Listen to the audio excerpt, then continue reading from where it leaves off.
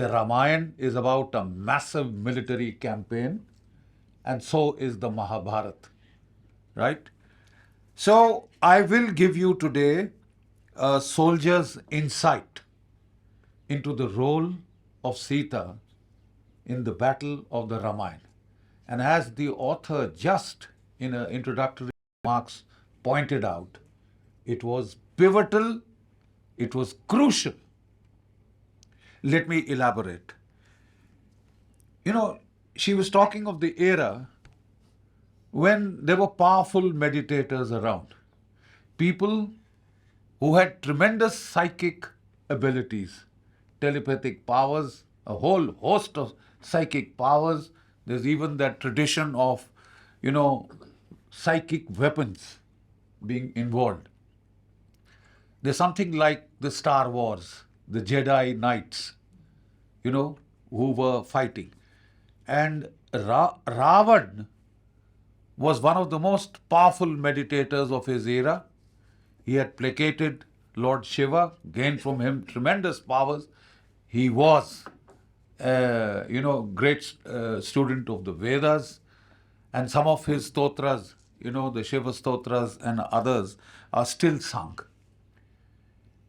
So in Indian philosophy, you don't have stark black and whites. You have many shades of grey.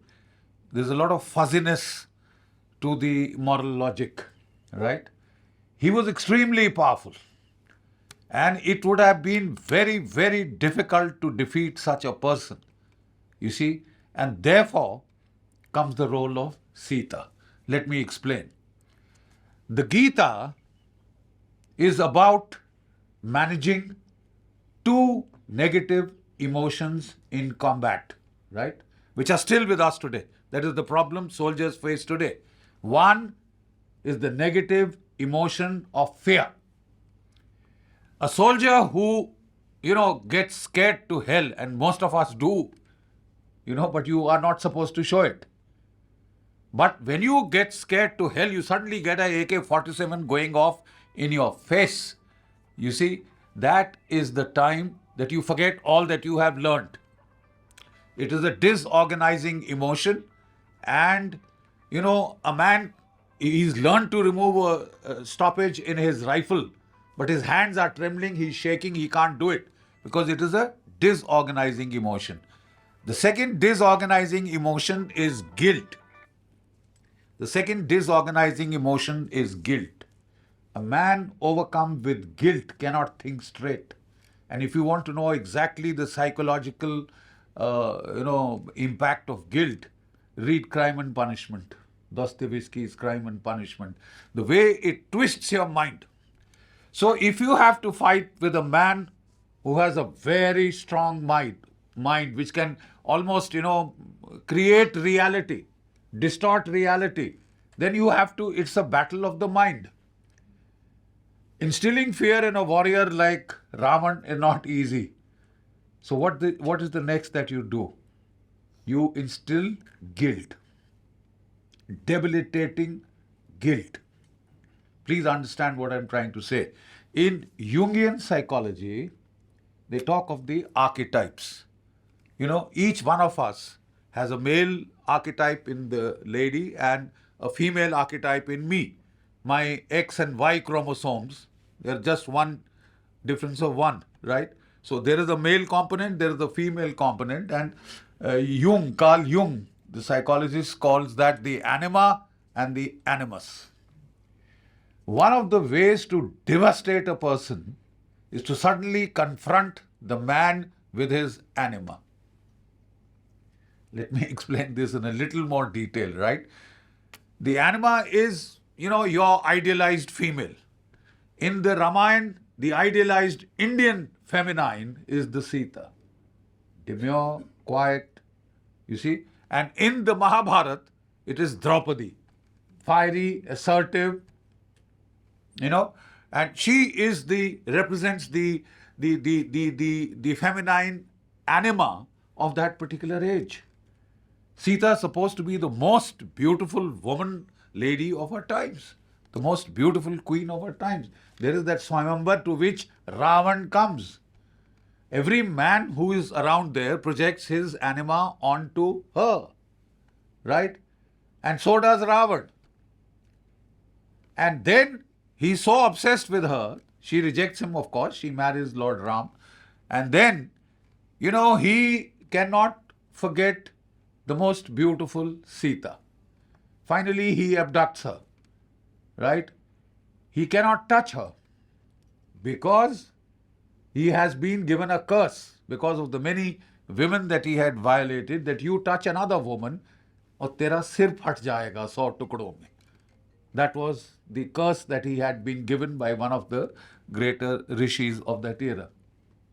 So he has Sita, the object of his amour, the propre, whatever you'd like to call it. He cannot lay a hand on her. She is responsible for wrecking that mind. Please understand. Disorganizing emotion. She is responsible for imposing guilt. That guilt is reinforced by Vibhishan, his brother, by his wife, Mandodari, who tells her, what the hell are you doing? 24/7 he is subjected to this assault. The man with such a mighty mind, the warrior, mind warrior, is disorganized. And when you are disorganized, you can forget your most, what I shall say, potent mantras, potent weapons, how to use them, how to invoke them. That is what happens. As she very rightly pointed out. And I was amazed at this insight. Because she was sitting in Lanka much before Ram and his army reached there. She was responsible. It takes guts to go into the enemy camp and wreak havoc, psychological havoc. And that is precisely what she does there. That is precisely what she does there. There is even that, and she's herself a great mind warrior. Let me tell you this. When Ravan goes to her and says, I can, do this to you, do that to you, she just picks up that sharp-edged, piece of grass and she points it at him. You see, you can focus your mind energies onto anything that can harm. And you can deal a psychic blow. You can deal a psychic blow. And just before all of this sounds like a lot of an old soldier obsessed with Star Wars and Jedi Knights and Das Vadir, let me just inform you that in the 1970s, the CIA, there was panic in the CIA that the KGB was far ahead of them in psychic wars, in mind control.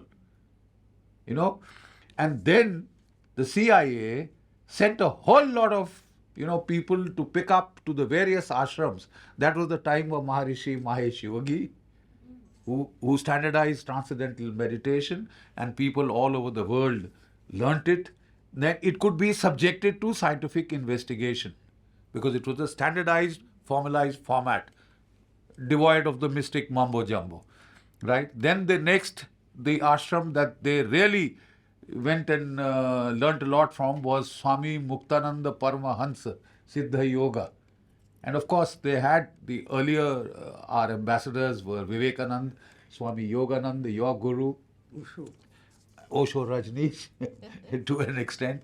So the fact of the matter is, 60s, 70s, 80s is the era when a hell of a lot of research was done by the CIA on techniques like transcendental meditation, biofeedback, hypnosis, and the binaural sound of hemisync, etc. that was being used, right?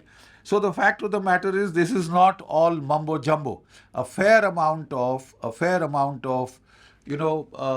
scientific research has gone into this. A lot of the taxpayer dollars have been spent on this.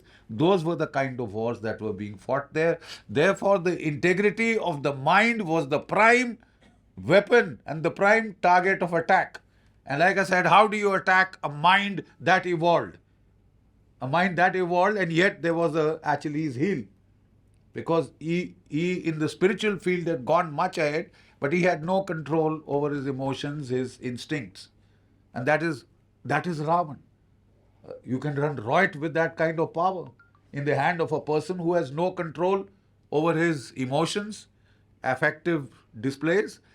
And now, when he has to fight the crucial battle, right in the center of his capital, in that Vatika, a lady was put who can destroy that mind before battle, who can render it ineffective, right? That is precisely what was done. Guilt and fear. Too strong to impose fear, so impose guilt. And it is still being done to us. We have a whole lot of human rights accusations against the Indian army. With due apologies, none against the American, none against the Ukrainian or the Russians or the Israeli. Because it is a factor of inducing guilt. Guilt is debilitating. Guilt reduces your efficiency in combat down to zero. Guilt is a disorganizing emotion.